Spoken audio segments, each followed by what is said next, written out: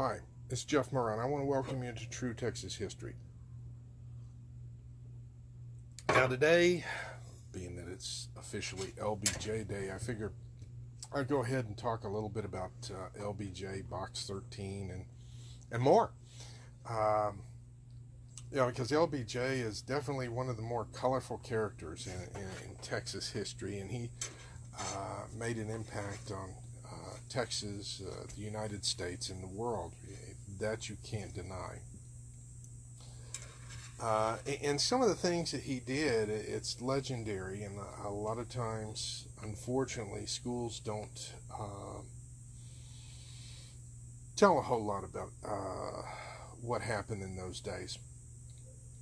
Yeah, but there's lessons to be learned, some fabulous lessons. And to understand the Box 13 episode down there in Alice, Texas, you got to understand what happened before that. This story starts 1941. LBJ was running for Senate against Pappy O'Daniel. Now, Pappy O'Daniel was famous for the Light Crust Doughboys, and they went on to become a famous singing group. But anyways, a lot of country music and so forth. He used that as part of his campaign. And he had been governor, but LBJ thought he had the election in the bag. And his campaign manager was none other than John Conway. And, he was tallying the votes, as the votes came in, and he thought he had it. And, the next day he was beaming.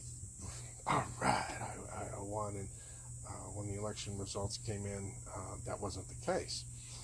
And he supposedly said that it's never going to happen again, because that was the only election that LBJ did lose. When it came time to run for governor again, this time, not governor, Senate, he was up against Coke Stevenson in 1948. And, it was the primary, and he was seeing to it that he had his poll watchers and making sure he had just enough numbers to go ahead and win the election. And it looked like Stevenson was going to win it in a squeaker. And then all of a sudden, some late results came in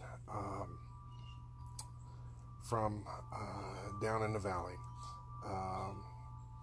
And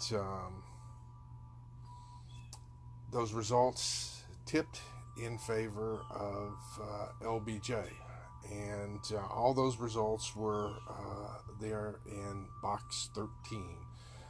Now, Box 13 supposedly, it had 765 votes for LBJ, and by the end of the night, that ended up being 965. Some people say it was transcription error. Some people say that the people that voted just happened to vote, a lot of the same names as those out in the graveyard, and they just happened to vote in alphabetical order. Now that I don't know. As Box 13, after the election, was supposedly held at the bank there in Alice, Texas. And the bank was guarded, and Coke Stevenson arranged to have none other than Frank Hamer, who had been involved with Bonnie and Clyde and some other episodes, to go down there. And all these henchmen were around the bank guarding things. And Hamer went up single-handedly, and he just said, "Get," and they scattered. The man had a reputation. When you have a reputation like that, it makes things happen. In my mind, he was a real-life Chuck Norris. There was nothing about playing a role. He really was a bad dude. Now, a lot of people don't realize it, but he was also on the Presidential Protection Detail for one of the presidents as well. Frank Hamer was... I'm going to have to do an episode on Hamer. That's all there is to it. Anyways, when it got into the bank, everybody scattered. There was no Box 13. Of course, we only find out years later. of course, this is rumored that Box 13 and the actual ballots were taken out and burned and destroyed somehow. So all we have left is the ending tally for what happened. So it can't be chased down. And occasionally, you'll hear the political commentators talk about, do we have us another Box 13 episode? And this is what they're referring to, what happened.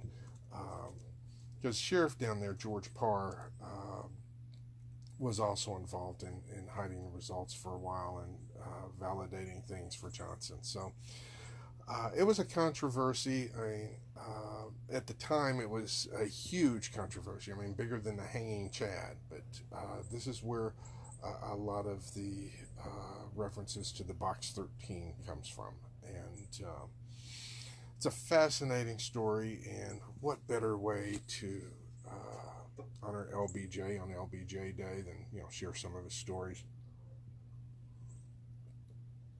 And I also get a kick out of the fact that the LBJ Park here, a little bit down the road in the hill country, it's both a national park and a state park, and he set it up that way so that it would always be open. The guy was brilliant, and he thought ahead. If only a lot of people nowadays would think ahead about things. But anyways, that's neither here nor there. I'm glad y'all tuned in. I enjoyed sharing this, and if you have any suggested topics or things that you want me to go ahead and cover, feel free to leave it in the comments. I welcome the comments. Look forward to them, actually. So until next time, this is Jeff Murrah wishing you vaya con Dios. I hope you have a great day. Talk to you later. Bye.